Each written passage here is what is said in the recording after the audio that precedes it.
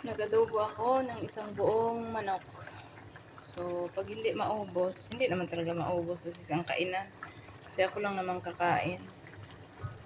Ilagay sa ref. Initin na lang pag gustong kumain. Diba? Kailangan nating mag-reserve ng pagkain palagi para hindi magutom. Diba? Maganda siya. Pag uwi ko, gagawa ako ng maraming ganyan pag uwi sa Pinas. Kasi, para ipatikim ko. Magaling na ako magluto eh.